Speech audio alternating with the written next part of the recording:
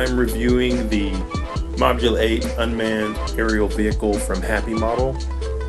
Got this for Christmas. I've flown it almost daily since then. I've literally flown it to death, then resurrected it through mad science and unholy rituals just to kill it again.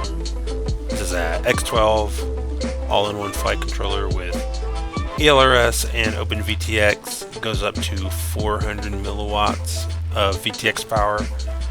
It has the 110,000 kV EX1103 motors from Happy Model and the Caddx FPV Ant camera.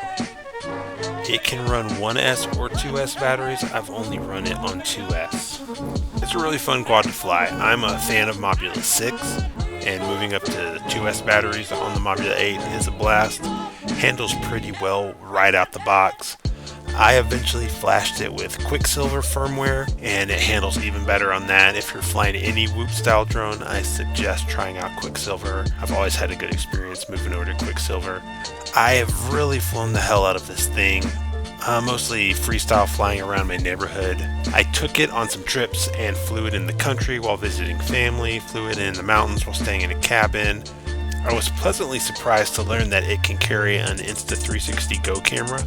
It obviously doesn't fly as well with that extra weight, but it's great to be able to get some HD footage with it. I've got one gripe with this drone, however, and I think it's pretty significant. The frame is probably the most fragile frame I've ever flown. It comes with an extra canopy, which is also fragile, but it should really come with an extra frame, I think. I've got 3 frames, all are broken. I've been gluing the current one back together every time it breaks. The worst parts are these thin mounts for the flight controller. They're not easy to glue back on, and they're really important to get the board to sit evenly in the frame.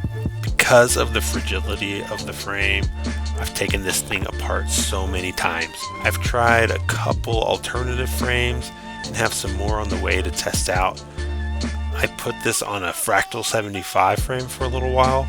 I didn't have any propellers that fit that frame and motor combo, so I just ended up putting the back propellers on higher so they wouldn't hit the front propellers when they overlapped. This little Mutant Quad was so fast and fun though. Unfortunately, while I was experimenting with different tuning, I loaded some presets on. I had a flyaway and it crashed and broke one of the motors. Fortunately, I had bought a couple replacement motors just in case. I tried various configurations, but right now I'm mostly back on stock Mobula 8 except the VTX antenna. Even though constantly breaking frames is very annoying, it can get pretty frustrating. I've had a lot of fun trying out different builds, and at this point it really feels like my quad, like I've kind of tweaked it and customized it all these different ways. It's been through so many crashes and rebuilds and just Frankenstein together with different things.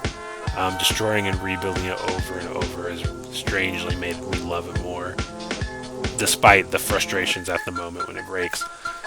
If you like to tinker and experiment with drones, you'll probably like the Mobula 8. Just know that the frame is probably going to break. I've seen some people online saying they haven't really had any problems with the frame, that their frames are really durable, but most people I see posting about the Mobula 8 all mention that the frame is very fragile. For all the fragility of the frame, I've somehow had no damage to the electrical components, and I think while Happy Model does owe its customers a more durable frame, or at least some replacements to come with it, I'd much rather replace a frame than a flight controller or really any electronics. If you have a Mobula 8, I'd love to hear how it's working out for you in the comments, especially if you put on any other frames. Thank you so much for watching.